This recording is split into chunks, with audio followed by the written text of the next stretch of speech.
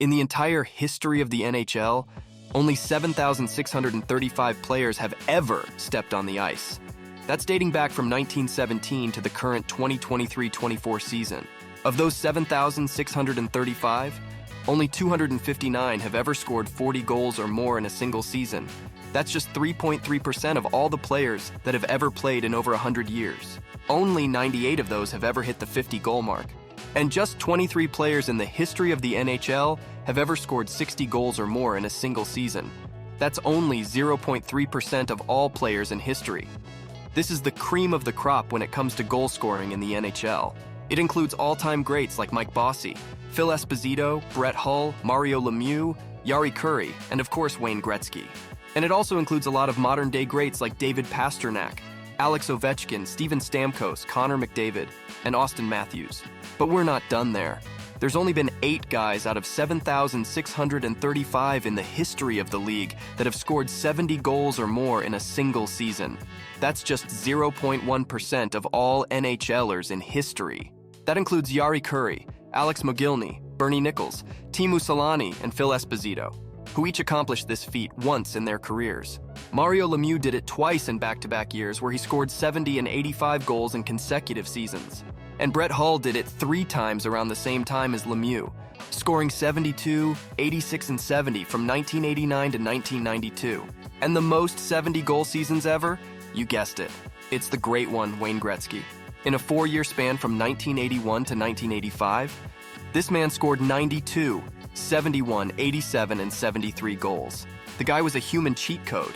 I honestly don't have any words to describe his dominance. But if you look at this list, the most recent 70-goal seasons came in the same season, in 1992-93, where a rookie, Teemu Selanne and Alex Mogilny, both put up 76 goals. And no, for you old heads, 1993 wasn't just 10 years ago.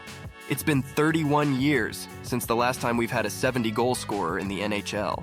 A lot of this has to do with scoring just being down overall in comparison to where it was in the 80s and early 90s, as you can see in this chart. 92-93 was the last time we had a 70-goal scorer in the league, and it coincides exactly with the year we start seeing significant drops in goals per game in general, with the introduction of the trap game and the start of the dead puck era in the NHL. Thankfully, goal scoring has started to bounce back in the last few years, thanks to changes in how penalties are called, improvements to stick technology, and changes to goalie equipment, which have all contributed to more goals per game. And to be fair, there's been a lot of close calls in those 30-plus years. Cam Neely was on pace for 84 goals over a full season in 1993-94 if he hadn't missed more than 30 games because of a degenerative hip condition, which eventually forced him to retire a couple seasons later. Lemieux came as close as you can possibly get with 69 goals in 1995-96 after returning from literal cancer treatment. He put up those 69 goals in just 70 games, putting him on pace for 81 goals over an 82-game season. And then you have a bunch of pretty recent seasons. Matthews in his 60-goal year a couple of seasons ago was on pace to put up 67 if he remained healthy the entire season. Ovechkin put up 65 goals over a full season in his 3rd year in the league. Matthews had another close call in the COVID-shortened year, where he put up 41 and 52, putting him on pace for 65 goals in a full season. And McDavid's season last year where he put up 64 and 82. But that's what brings us to today. As I'm making this video, Auston Matthews currently sits at 40 goals through 46 games, putting him on pace for 71 goals. So could he be the one to finally break a 30-plus year-long curse? Is it a realistic possibility?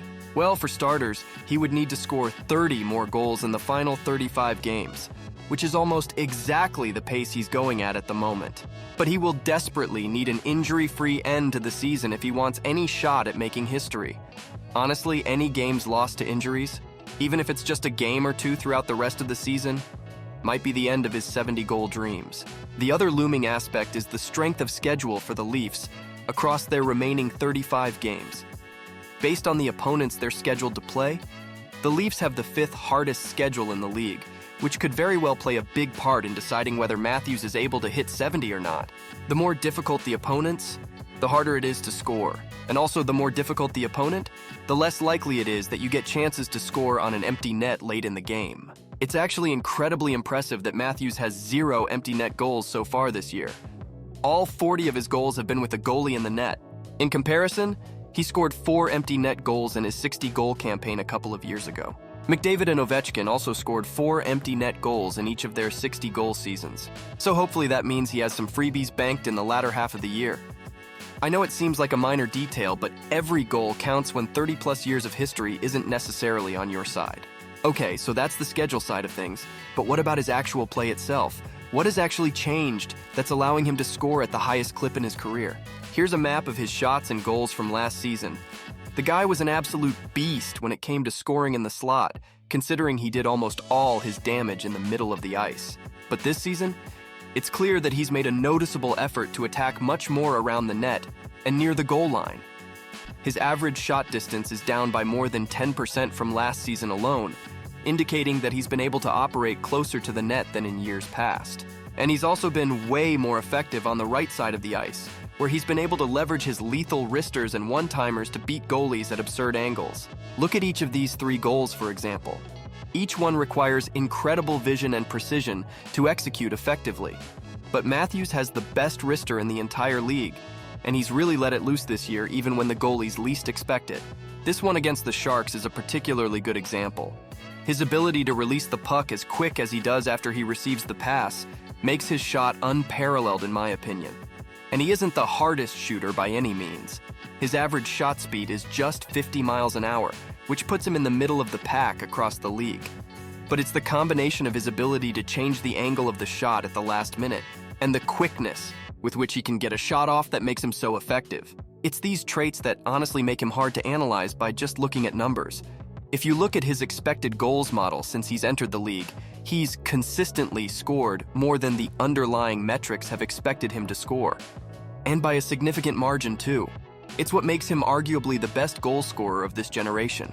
But to summarize, his ability to use his size and hockey IQ to get shots off closer to the net on average, and his increased willingness to shoot from anywhere on the ice, have really helped bring his goal scoring to another level so far this year. But even with these changes to his game, he's still scoring at the highest shooting percentage in his career, which, at least on paper, doesn't bode too well in the long run historically. He's shooting at a 20.2% clip so far this year, while his previous best over a full season has been 17.2%.